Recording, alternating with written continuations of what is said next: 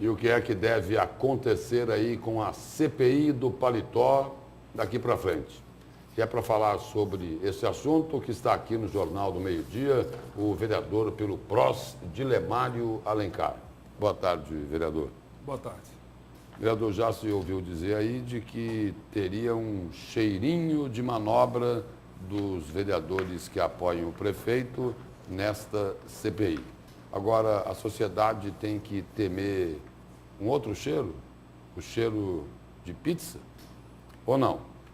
Nós temos que ficar atento, a população bastante vigilante, porque em verdade é preciso dizer, Lúcio, que os vereadores da situação que dão apoio ao prefeito Emanuel Pinheiro, eles tiveram mais de 70 dias para assinar a CPI. A CPI foi apresentada dia 29 de agosto. E quando a oposição conseguiu a 9ª assinatura foi no dia 7 de novembro. Muito bem, passaram-se mais de 70 dias e muitos da situação diziam que a CPI era imprópria, enfim, se colocaram contra veementemente. Muito bem, depois da 9ª assinatura, protocolado com os 9 signatários, no outro dia, 24 horas depois, vereadores da base assinaram essa CPI. Ficou esse ponto de interrogação, por que não assinaram antes? De forma que agora a situação que dá base ao prefeito, defende o prefeito Emanuel, tem a maioria ampla nessa CPI. Né? Então a oposição está estudando se vai para o judiciário ou não, se realmente o presidente da CPI vai ter toda a autonomia para convocar quem ele achar necessário. Já foi sugerido a convocação do ex-governador Sival Barbosa, que é o autor da delação premiada que tramita no STF, do ex-chefe de gabinete do ex-governador, do Alan Zanata, porque tem o outro objeto. Na CPI vai ser apurada essa questão do áudio que foi capturado pela Polícia Federal na residência do prefeito. E o senhor tocou nessa questão, só cortando o senhor um minuto, do outro objeto, se questionou também que a CPI poderia ser cancelada porque teria 2 objetos, que seria o áudio, que entrou depois, e o suposto dinheiro de propina. Isso pode acontecer, um objeto está ligado ao outro? Um está ligado ao outro, até porque o prefeito, essa questão do áudio que foi capturado na sua residência, ocorreu agora no exercício do cargo. Né? Não penso que poderá ter objeção judicial nesse sentido. Então, o presidente Marcelo Bussic, ele vai buscar informar os vereadores da oposição se realmente ele tem essas condições de convocar ou convidar essas pessoas, né, para elucidar essa questão. Agora, vereador, essa autonomia do presidente da CPI em fazer as convocações para os depoimentos, isso já não está definido no regimento? Porque o senhor disse o seguinte, que o presidente vai conversar com os vereadores da situação para definir isso? Tem essa necessidade ou não? Não tem. Para nós não tem. Agora, vamos supor que a situação queira embaraçar essa questão. Nós vamos se basear nas CPIs que já houveram no Senado Federal, na Câmara Federal. O senhor acha que a situação, os vereadores ligados ao prefeito podem, inclusive, entrar na justiça para impedir os depoimentos do ex-chefe de gabinete Silvio Correia, do ex-governador Sival Barbosa? Existe essa possibilidade? Já ouvi conversas nesse sentido, né? Espero que não seja verdade. Eu penso que a CPI só vai funcionar se o ex-governador Sival Barbosa ir ao parlamento falar, se o ex-secretário Zanata ir falar, o Silvio e também o prefeito. Mas a CPI... Só para situar, o ex-secretário Alan Zanata, ex-secretário de Indústria e Comércio, foi quem gravou o ex-chefe de gabinete Silvio César Correia e depois essa gravação foi localizada pela Polícia Federal lá na casa do prefeito. Correto. Só para situar melhor aí o telespectador. Correto. Inclusive, penso que o presidente da CPI tem que convidar também o delegado da Polícia Federal que fez essa perícia nesse áudio encontrado na casa do prefeito Emanuel. Enfim. E esse laudo teria revelado que houve edição no material que havia sido gravado.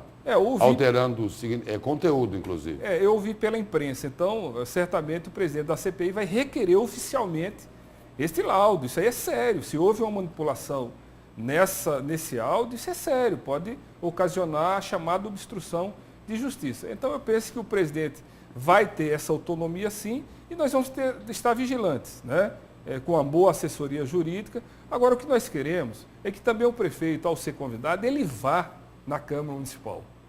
Ora, amanhã vai fazer 90 dias que o prefeito está em silêncio em relação a esse áudio. E essa convocação, quinta-feira acontece a reunião da CPI, né? Um dia que não vai ter sessão, a reunião de portas fechadas, só entre os membros da CPI, e dia 15 de dezembro vocês entram em recesso, não é isso?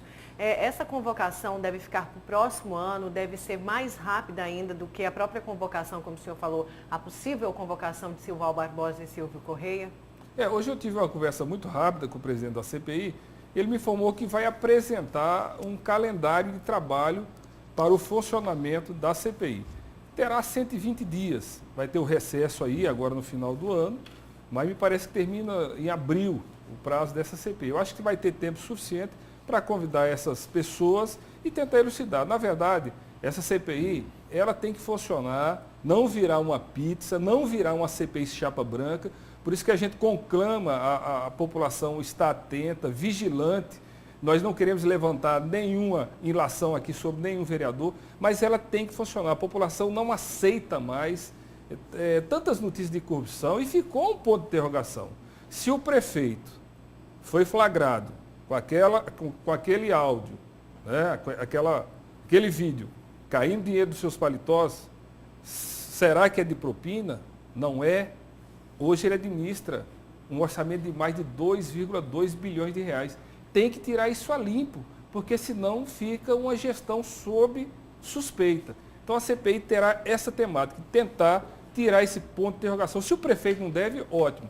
Mas se ele realmente deve, aquilo foi origem de dinheiro de propina, para ele ficar quieto na fiscalização dessas obras da Copa, que hoje todas têm trazido problema para a população, eu penso, se isso chegar no entendimento e culpá-lo, ele não tem mais condições de ser prefeito de Cuiabá. Agora, vereador, se como o senhor disse agora há pouco aí, é para tirar tudo a limpo, por que é que esta reunião está prevista para a próxima quinta-feira, portas fechadas, longe dos olhos da imprensa, que é o elo com a sociedade? Eu, sinceramente, não estou sabendo se vai ser de porta fechada. Acho que é um equívoco. Acho que o presidente o Bucic não vai aceitar reunião de porta fechada. Tem que ser escancarado, aberto, com acesso à imprensa, para que a gente chegue logo em saber se o prefeito Emanuel Pinheiro tem culpa no cartório ou não. A CPI não é para incriminar. É uma oportunidade para ele vir se explicar para a sociedade. Mas não pode ser também para proteger. Não pode para proteger, de forma nenhuma. Por isso que ficou esse ponto de interrogação. Por que os vereadores que dão sustentação ao prefeito tiveram 70 dias e não assinaram? E agora fizeram questão de compor a CPI. Não quero levantar nenhuma ilação, mas ficou esse ponto de interrogação. Até porque, vereador, muito se questionou que esse suposto dinheiro aí de propina teria sido, o prefeito recebeu enquanto ele era deputado estadual. Mas o segundo objeto, ele já aconteceu agora, na gestão dele como prefeito. Exatamente. Tem até alguns vereadores da situação que estão dizendo que, devido a esse segundo objeto, eles resolveram assinar. Porque aí sim tem total legalidade essa CPI. Então vamos convocar a população para acompanhar.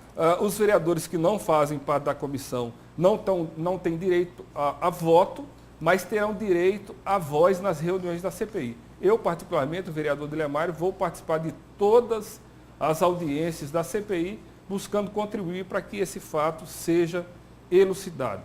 Se a oposição entender que os vereadores que apoiam o prefeito estão querendo fazer manobra, melar a CPI, pode sair, então, um relatório paralelo ao final da CPI. Sem dúvida. Isso já aconteceu no Senado Federal, na Câmara Federal. Se a gente perceber que há uma tendência de proteger o chefe do Executivo, certamente será apresentado um relatório paralelo para ser entregue ao Ministério Público Estadual. Vereador, obrigado pela presença e pelas informações aqui no Jornal do Meio-Dia. Obrigado. Obrigada, vereador.